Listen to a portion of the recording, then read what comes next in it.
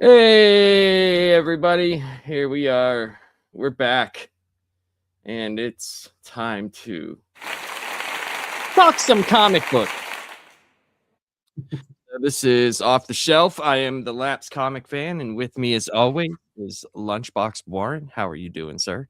I am doing wonderful. Had a wonderful holiday and now ready to get back into it. Yeah. I had a pretty good Christmas. My wife got me a couple things that I wanted, and that was really cool. I bought her a ton of stuff, and same with the child. That was quite the expenditure of things. It's how you really know you're getting into the spirit of the holiday, the consumerism holiday, as it is. Yeah, all of my stuff came earlier in the year. Like when I moved in, my dad helped me get a washer and dryer. So then when the birthdays of Christmas come around, he's like, "Hey, that was your gift." Oh, you know what? Hey, whatever. That's a hey, big it works one. for me. Yeah. I mean, if you had my luck, dude, I had to buy a brand new garage door because the garage door opener busted. So I bought the brand new opener and door. My water heater, my water tank went, and my washer and dryer I have all bought within the past 6 months. Yeah, that's a lot of. And I had to buy tires for my mother and my wife. Oh, jeez. Yeah. Ugh. And I pay cash for everything. So that should tell you exactly how that goes. Yeah. Yeah. Wow. Yeah. So, all right. Well, every year I used to do a Christmas show, and obviously nobody would show up because that's just how it is. Whether people show up today is neither here nor there. You can watch it on the replay. But I have the tradition of doing the Lobo Paramilitary Christmas Special. It's a very grotesque comic book. I don't know if you've ever read it before this. No. It's one of the many things you've introduced me to that I've been loving. So, yeah, this is when I think Lobo was the best, with Keith Giffen writing and Simon Bisley doing the art. Yeah, like this is Lobo at its finest. And if you like Lobo, I know a lot of people don't, but I do. I really like Lobo's back, and I love this whole era. And you'll see it has the art in this book is like disgusting, but at the same time, it's really, really good. It reminds me I don't know how he pulls it off. Like sometimes it looks like he's just scribbling the backgrounds, but it's beautiful though at the same time. It's really, really, really good. Yeah, it reminds me a lot of Sam Keith, like with the Max and stuff like that. It reminds me a lot of that style. So we're gonna get right into it because like it is ridiculous how much this comic book is just disgusting. It's disgustingly awful. The story is awful. I mean, it tells you right from the beginning. The first picture you see will give you everything that you need to know. And I'm going to get it up here in a second. And we'll go through all the pages and we'll give our thoughts. It's almost surprising there's a DC label on it. All right, so let's add this to our stage. Here we go. Boom. Here it is. As you can see, Lobo standing over a dead Santa Claus. Jesus Christ. Yeah. So this is one of the, I thought, amazing looking. This is just unbelievable looking, in my opinion. And you get your, Silent Night, Holy Night, all is calm. And there's this like wild neighborhood that's on a mountain cliffside. And it says Christmas, season of snow, Santa, and goodwill to all. When even alien worlds dust off their Bing Crosby albums, stock up on mincemeat pies, exchange seasonal gifts, and get down to some serious revelry. All right, so we meet these people. We'll go into this a little bit, and this is how the story is brought to us right here. You have these two disgusting looking human beings. I mean, just awful looking humans. It's pretty terrible looking. Like tattered outfits, barefoot, just I mean, just look at the guy's face in that middle panel. Yeah. And just look at her. So they're basically you find out like the guy lost his job like 2 days before Christmas, and they're trying to figure out what to do with the children. But in this world, it's not that the children will be sad. This world, the children most likely will murder you for not getting them gifts.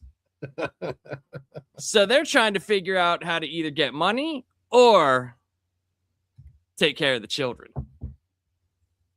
And it's pretty wild. So the guy's name is Ferret Lung or Thung, and her name is Orifice. Like, Jesus Christ. And not orifice, but orifice, like Aurifice. I mean, it's just some of the worst. Like, everything in this is just so disgusting. Like, here's one of the funny things. She's like, he's like, shut up, I'm thinking. She's like, don't strain yourself. I can't believe you got fired a week before Christmas. Such time. She's like, rigged toilet breaks. What a moron. He's like, guy's got a dump, babe. So he broke the toilet by taking a nasty shit. And you're just like, what the fuck am I, like, what am I looking at? What am I seeing here? And she says, you know, sure, and just what you think their reaction is going to be the day after tomorrow. He's like, I shudder to think. And she's like, blame yourself. You're the one that wanted a big family. And here we go, dude. Don't be ridiculous. I just wanted to get laid regularly. Could you imagine the sex between these two fucking disgustipated? The smells. Like, good Lord. I mean, just look at them.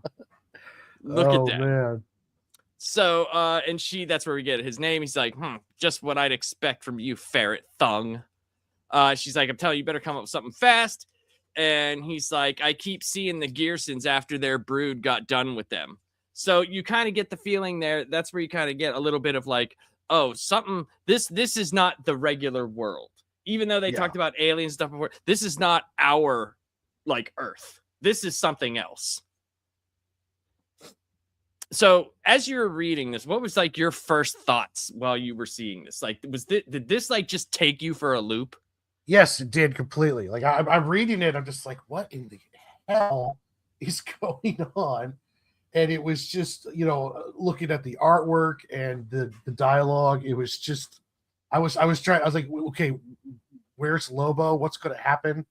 It was just, it's a really kind of real jarring start with this on here, but it is just pure Simon Baisley art all the way through. And it's great.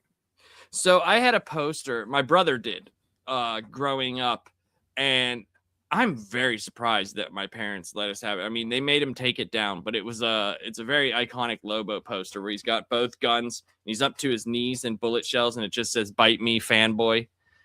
And it was from the Lobo's Back comics, and that was done by Simon Bisley. So I had known about Bisley's art since I was, you know, in my teens. You know, this was from 92, so I was like 16 years old.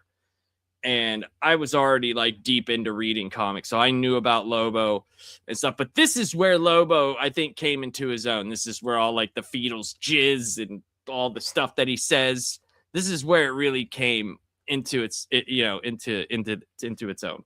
So while they're thinking, you know, she's like, exactly, take it from me. I don't plan on squeezing in beside him. So they're basically talking about the Gearsons, the family. I'm assuming that the children killed the Gearsons. And she's like, well, I'm not going to end up like that. And the dad goes into their armory because, you know, that's something that you have. And he's like, do unto others before they blast your butt. And there's a knock at the door. He's like, oh, shit, do you think they overheard? And whenever they open the door, there's a book on the ground. And they're like, what in the fuck is that? So they look at the book and they start reading it. And they're like worried maybe it's booby-trapped, maybe there's cyanide or whatever. And he's like, face it, Orifice. Christmas is in 2 days away. I'm unemployed. We're flat broke with zero prospects. She's like, you know, you're right. What possibly could be worse than what the kids will do, right? So that's when they open the book. And like I said, the art in this is incredible. As much as it is disgusting, it is unbelievable, this art. Like, good. You know, it's one of those things as an artist, you try to get to the point of where you feel so relaxed and comfortable with your anatomy that you can just kind of go nuts with it. This is a very relaxed style that's hyper detailed, but in his anatomy might be off, but it all works perfectly for what he's doing, for setting the tone, and what's going on. And it's like a layman might be able to look at this and say, well, I probably could do this. And it's like, no, you can't even get close to doing this unless you have mastered anatomy and understand how to create characters the right way, so that way you can flex them this way too. Yep. Especially when you can make a W be titties. Yeah. Like, there you go. That tells you all you need to know. So they're looking into the book, and this is one of the cool things that I thought was about this book right here. Let me get to this. Sorry. Come on. The fuck. I love when this happens. There we go. All right, so that's the next page that we get here. And we see Lobo for the first time, and he looks awesome. Hell yeah. He looks disgusting. And it's starting to tell the story of Lobo. It says, once upon a time, there was this really cool dude. There was a dog. There's also a dog, kind of, sort of, that had taken to following him around. So Lobo goes into this bar. And then it just looks like a shithole of a place. Yeah. There's all sorts of different aliens around. And Lobo's supposed to meet someone there. And you're like, what the hell does this have to do with anything? Like, what is really happening here? He's there to meet the Easter Bunny. I love this part too. Easter Bunny. The Easter Bunny is all drunk as shit.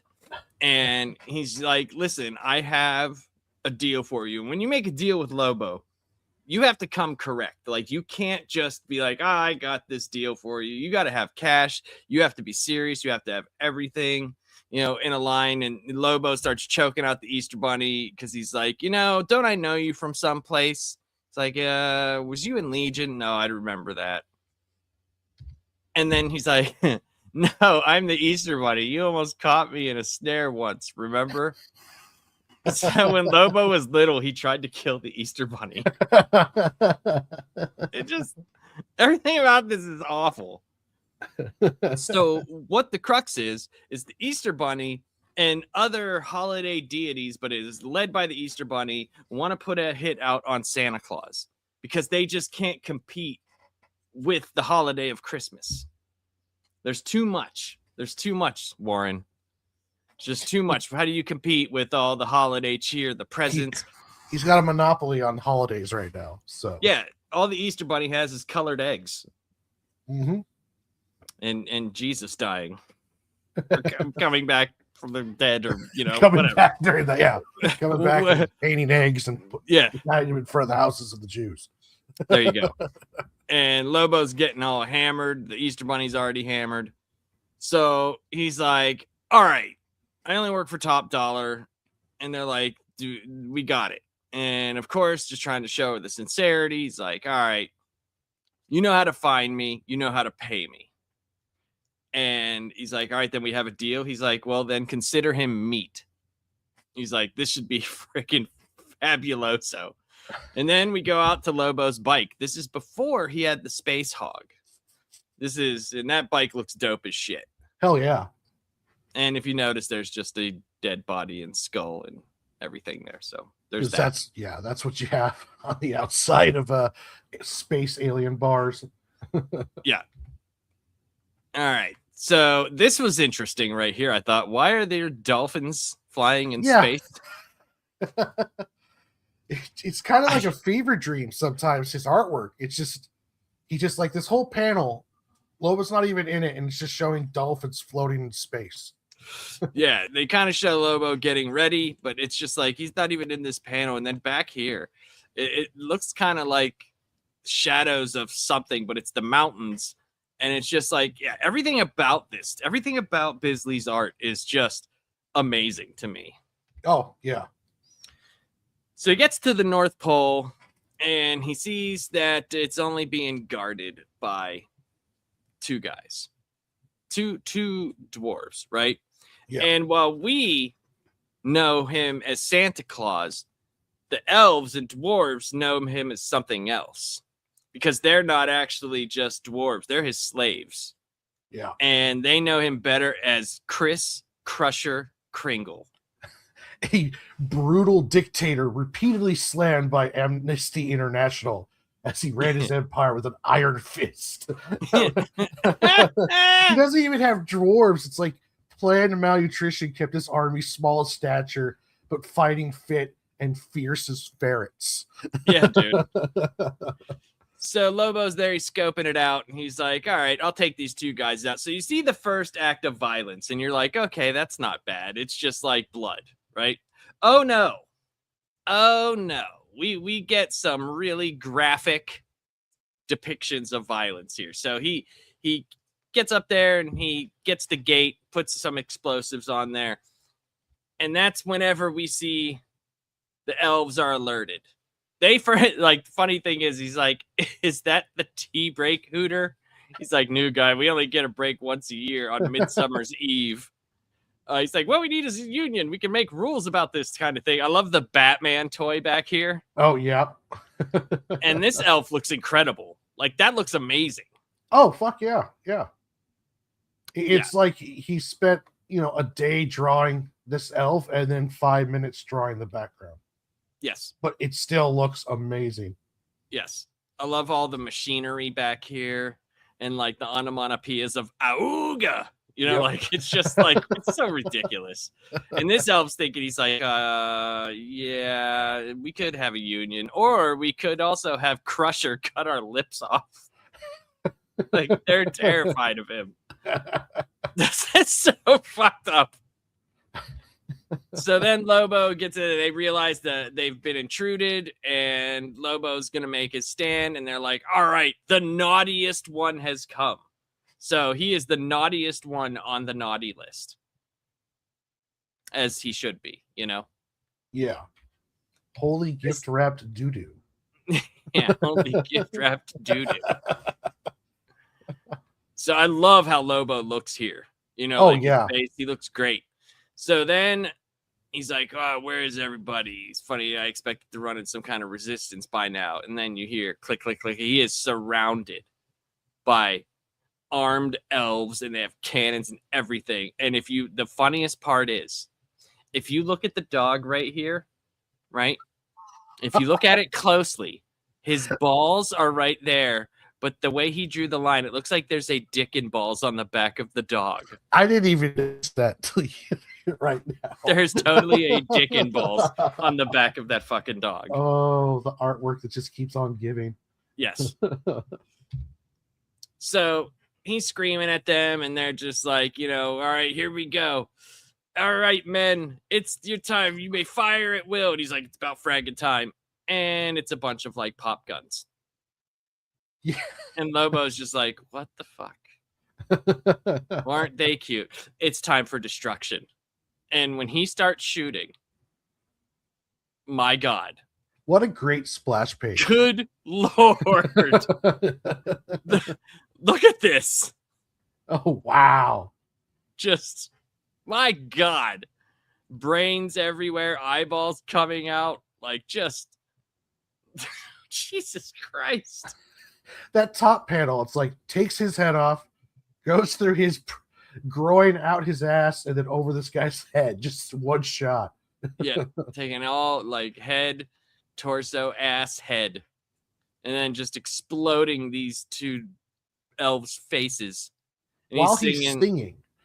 While he's singing, hi ho, it's off to work I go. And then this, it's just unwarranted violence. Just ridiculous, right? He's like, I rip off heads, I shoot them dead, I blow their guts out through their butts. I fraggin' ho. Oh, good God. When I got this, I was expecting like some kind of like he shows up and it's all normal stereotypical Santa village and there's going to be a lesson or something along those lines. I was not expecting any of this when I was going through it. Yeah, Lobo in the 90s was real like comic violence. Like this was real graphic. Like the dog's just ripping off arms. And he's like, you better watch out. You better not cry. You better not pout. I'm telling you why Santa Bo is coming to town. Even the mutt singing. Yeah. Yeah. Crunch. He just rips that arm off and then eats that freaking dwarf's head. And I love how he's like, help, somebody save me. They have the TH in front of there. He eats the head, gulps it down, and then farts. Jesus Christ. This is just so awful. Yeah. And then we get a pile of dead Santa workshop dwarfs. My goodness. So Lobo is basically like, all right, this went smooth. He sees an authorized personnel door. He's like, I guess that's me. You know, sees like a little throne. He's like, oh, homes and gnomes or what? Like, what's going on? And I love the way that Bisley draws bullet casings. Like they just look so, because they're so overly dramatic and just everything about Lobo is dramatic. Like his muscles, his gun, his everything, you know. And it takes a lot of skill to be able to draw like this and make it work. Because you can see amateur stuff where it just looks terrible. But then when you see this, everything is tight and looks great, even though it looks like he might have spent 5 minutes drawing it. There's a lot of talent and skill going into this stuff. And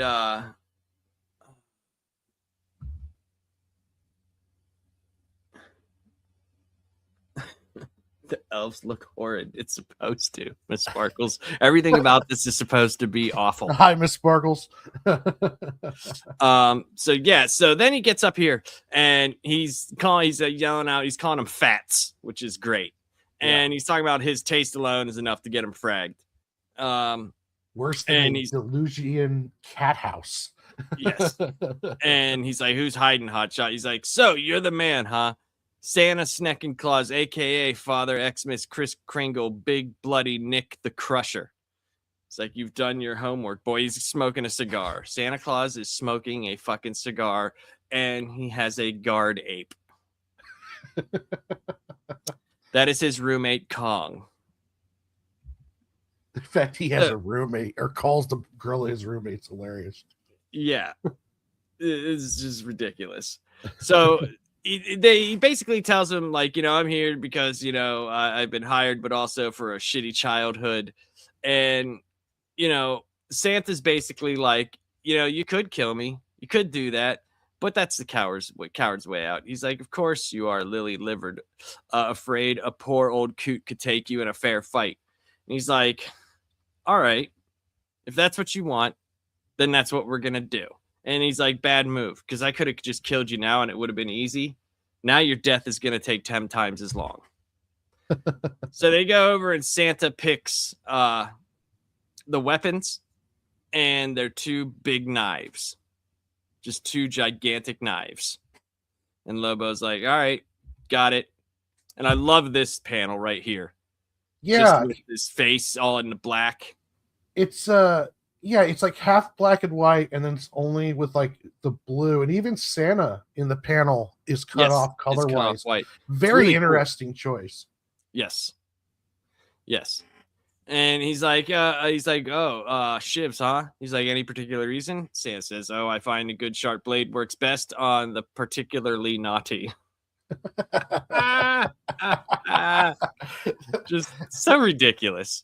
And he's like, blow it out your butt. So they start fighting, and, you know, Lobo's getting a little bit of the best of them here. And that's whenever they start struggling, and then Lobo punches Santa's eyeball out of his head, and it's literally hanging out of his head while they're fighting. Santa puts up a good fight. Santa puts up an amazing fight, but we also get a couple of the funniest things right here. we have penguins that are like, we're free of the tyrant at last. 3 cheers for the main man. Yeah, because Lobo headbutts him and then cuts his head off. Yeah. And the Kong looks very like depressed. The dog just looks like, yay. And he's like, 3 cheers for the main man. So there's another just horrible. This is my Christmas card forever.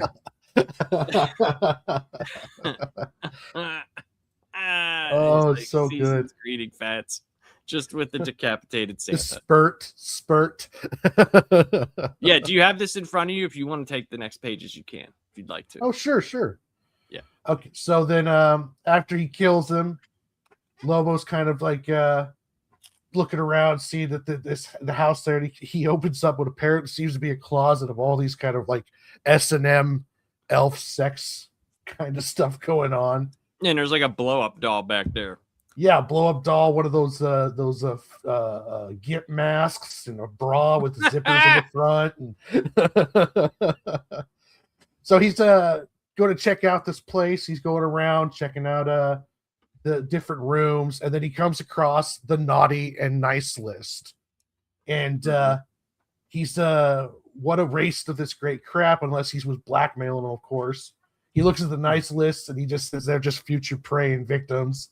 Then he looks at the naughty list and said that this could be definite trouble and a potential source of competition, the Bastages.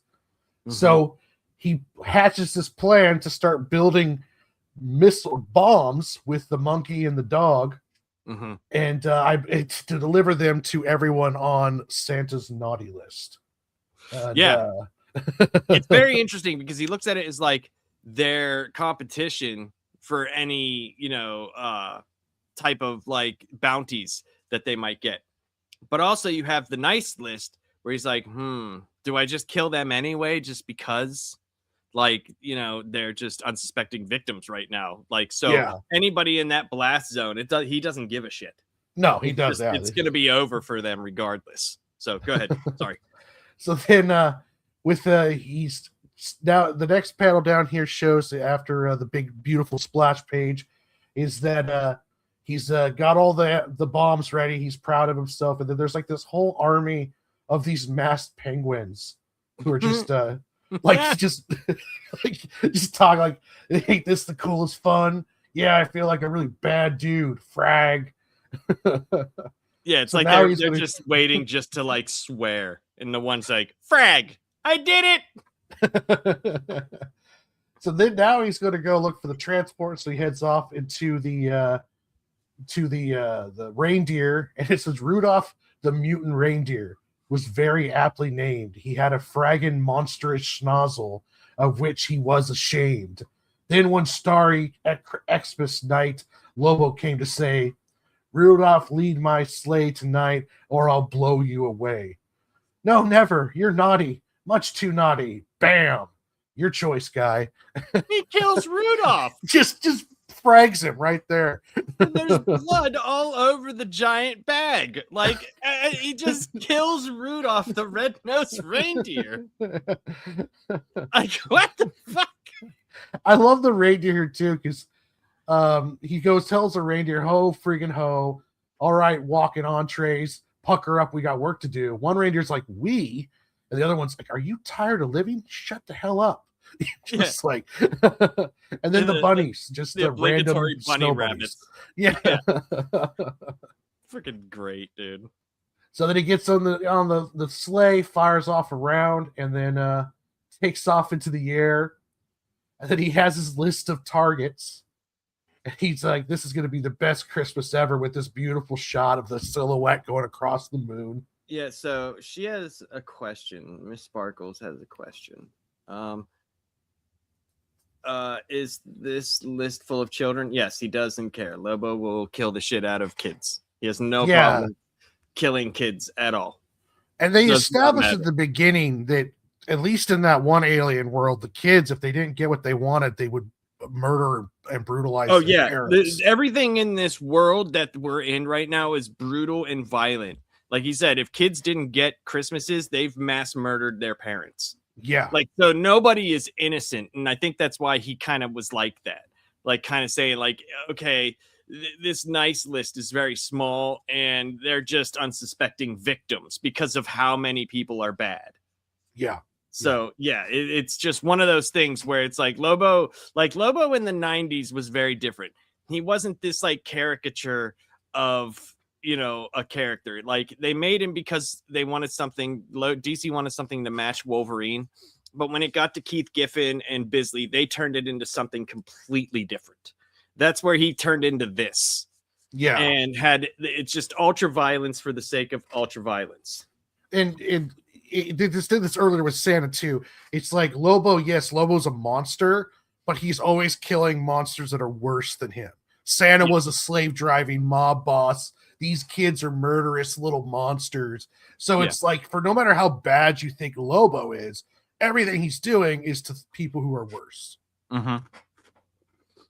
So then we got this. Oh, go ahead. On Fragger, on Bastich. Like, what? I hope that when they bring him to Supergirl, we get to hear all this kind of stuff, the Fragging, the Bastich, all of that stuff. I want this kind of Lobo in that movie. That'd be awesome. So the next page here, we get this beautiful splash page where we see them. So it came to pass that on midnight clear, a new star rose in the east, and the naughty learned just what happens to those who threaten the main man's peace of mind. And the nice, well, let's just say they learned young what it means to be innocent victims. And he's like, let them rip, Kong, give these suckers an old seasonal boom. And the Kong has this big old grin on his face, the dog's smoking in the background. And they have the one deer face right there in the corner. Yeah, and it's he's like, just oh like my that. God. Like, it's like, my God, watching the war crimes with all of these like nuclear blast clouds in the background. And yeah, it's just amazing. Well, I mean, yeah, he won't technically be like this, but in every depiction that we get, he says frag all the time, even in the Superman show. Yeah, like, he'll probably be a little bit toned down, but I imagine he'll still be like Bastich and all that stuff. Like, he's not gonna be like this. Like, that would have to be an R-rated depiction or almost NC-17 because of the violence. He'll probably be closer to what you see in like the new Wonder Woman versus Lobo KO. Yes. Probably more closer to that, you know. Yeah, that's what I think. So now we get back to the disgusting people. Incredible. A literary masterpiece. Yeah. And they're like, and better, it might just work. So they're basically planning on the Lobo dropping the bombs on them, you know, and if not, they can just go kill the children because they could just use the whole, well, everything else was like they died in the explosions pretty much. Yeah. And he's like, come on, read the last page. Maybe it gets even better. And this is great. It's like, this book, good for only one read. Gotcha, sucker. And then poof. They're like, oh God, oh God, oh God, oh God. Said, I'll say goodnight to the kids for you. He's walking up with his gun. Look at his hair. And then you hear blam, blam, blam.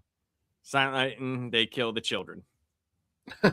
Merry Christmas, compadres. Ho, ho, fragging ho. Yeah. And even the dog's flipping off too. And that's it, man. That is Lobo Paramilitary Christmas Special. So overall, what did you think, man? It was great. It was not what I was expecting at all, and it was another one of those gems that you've introduced me to that's been overlooked. And Simon Beasley's art is just amazing, and you know, as an artist, I want to get to the point where I can have the kind of skill and comfort to be that loose and that detailed at the same time. I mean, it's just, you can't duplicate that. You know, it's like, and it's a very distinct style that you can see from a mile away and know that it's him. And it's just beautiful book all the way around. She really says cool. He will be gay. Well, Lobo fucks women and men. He doesn't care. Yeah, Lobo doesn't care. Lobo does not give a shit. He just Lobo was a woman, had like literal woman body parts, because he's basically he can't die. Like if there's a speck of blood, he will regenerate. And yeah, and he's almost Superman level strength on some levels. Yeah, he is. He in Lobo's back, one of the covers. Let me see if I could find it. One of the covers, he had lady body parts. What are you talking? What potty parts? Potty parts. Get your ears checked, woman.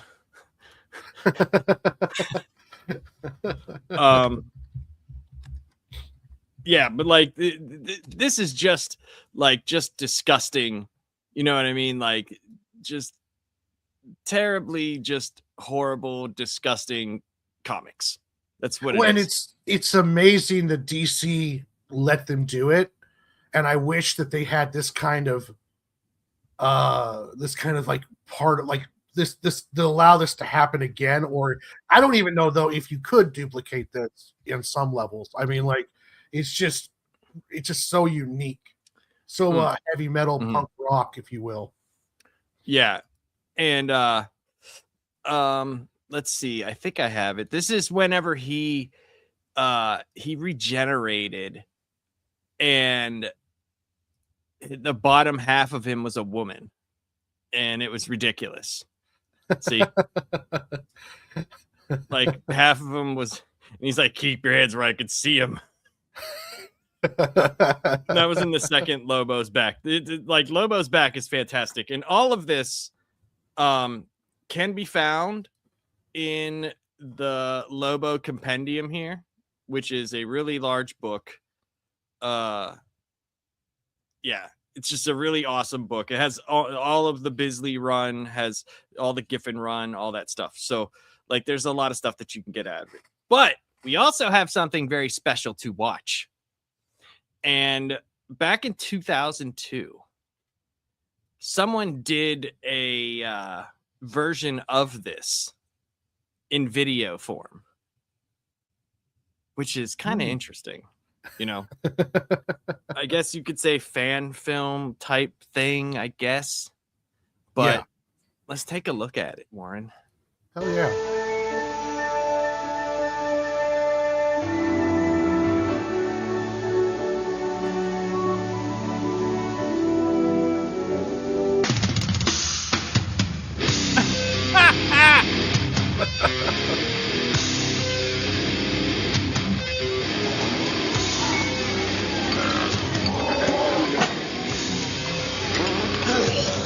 So it seems like we're just getting the Lobo parts, not the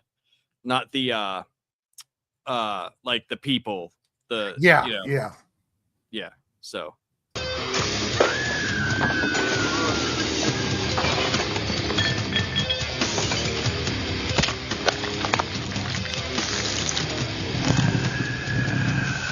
I got a meet set. He's in the back. In the booth. Should I bring around your usual then? Whatever.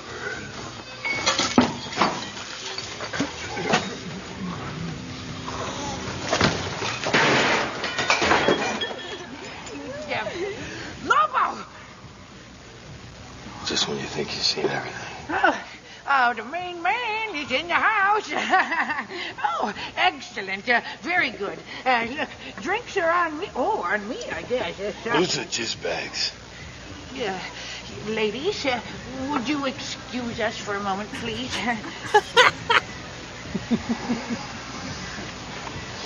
Bye-bye, girl. That's some nice tail there, ain't it? Say your piece or your supper, Bugsy. Look, Lobo, I've got a job for you. Said as if it's news. Shh.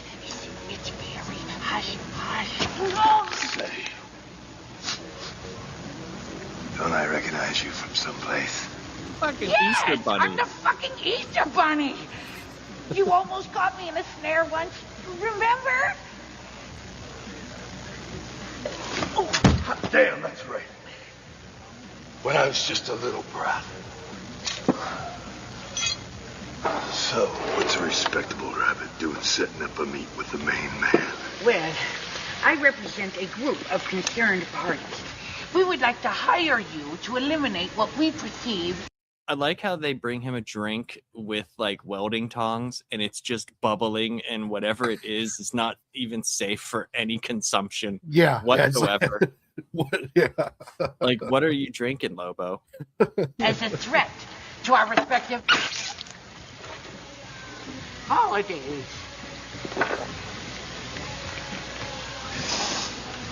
Do tell. It's Santa Claus, see? He's gotten way too big for his britches.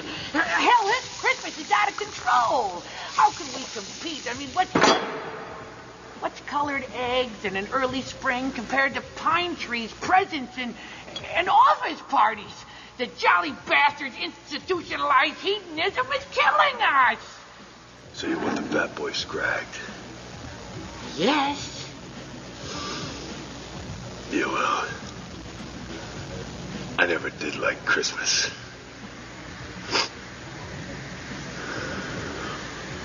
I never got nothing I asked for. We are prepared to offer you some very, very good money.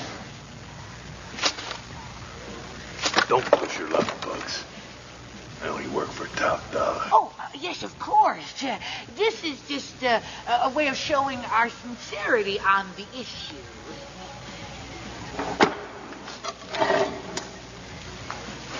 Right.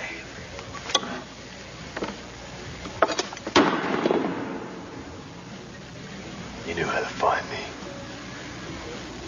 You know how to pay me. It's already taken care of. So,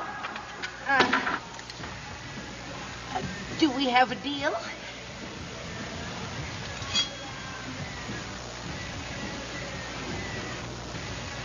Consider it meat.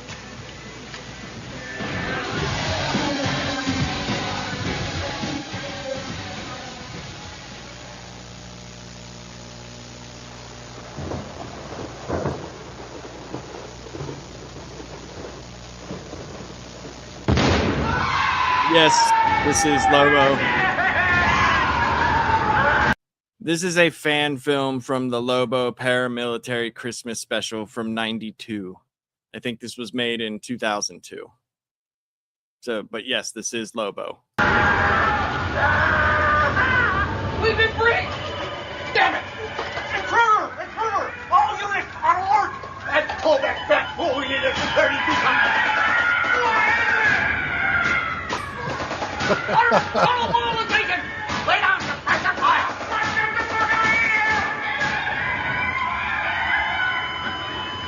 Where is he? Look, he's heading out Section 8. No, Section 13. Look!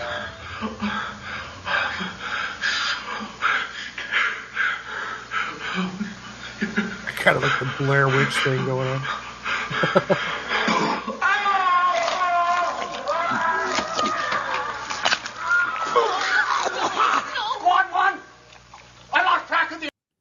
Warren, I'm going to let this go. I got to use the restroom real quick. So okay. I'm going to let this go. I'll be right back. I can't locate him. Do you have a visual? Squad 3! 4! Is anybody out there? Ah! Let's roll. Fuck that!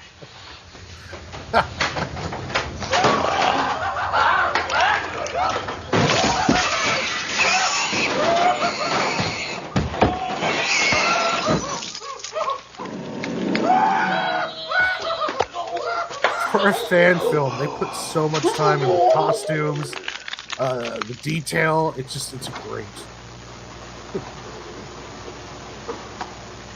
Sir? What is it? The naughtiest one has come.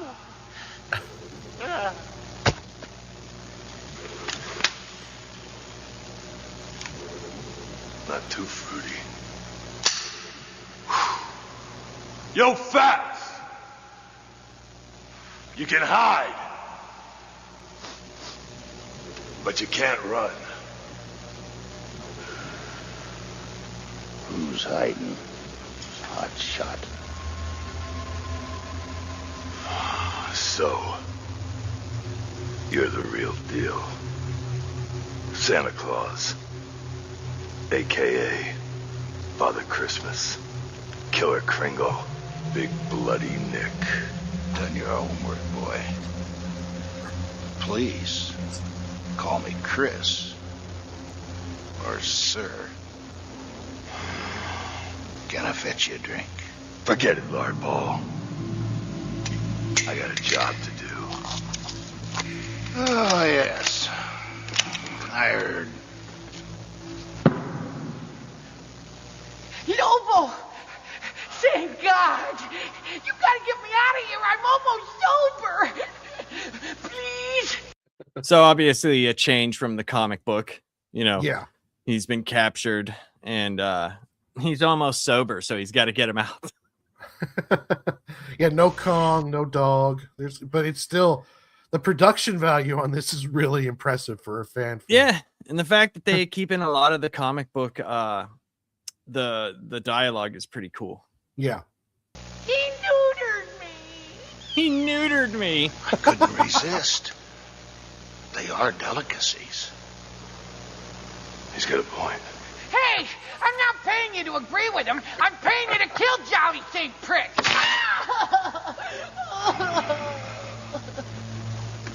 Whatever he's paying you, I'll triple it.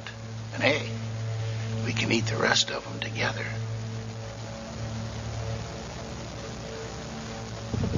Hay is for horses. Pucker up. It's payback time for a miserable childhood. Well, now, this hardly seems fair.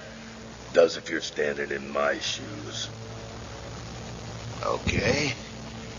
Gunning down an unarmed, mythic symbol is the only way you know. Go ahead. Shoot.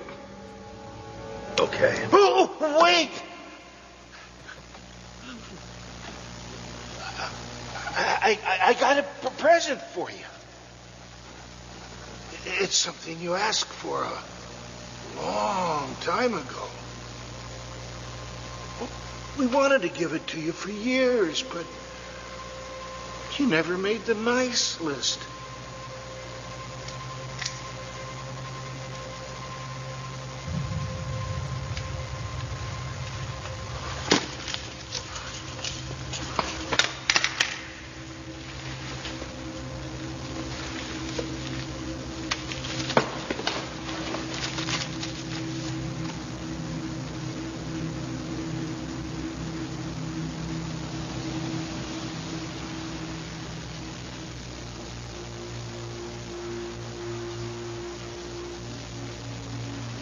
Lobo! You got a job to do, remember? Snap out of it! Is that dolphins? I think so. I I wonder if care that's about referring all to the the panel. children of Yeah. the Panel, world, yeah. It totally is. including you.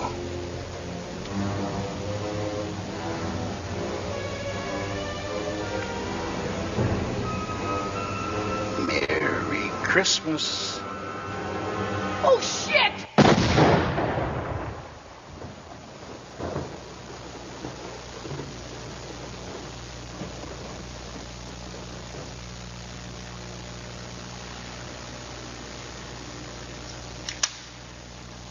Ah!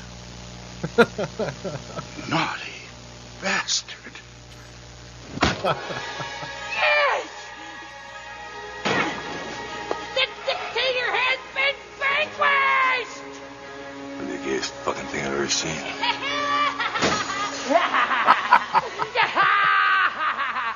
Three cheers for the main man. Now, Easter will be the one true holiday. Christmas will be forgotten. It'll be a thing of the past. And children from all over the world will worship me as their patron saint. And I shall rule supreme.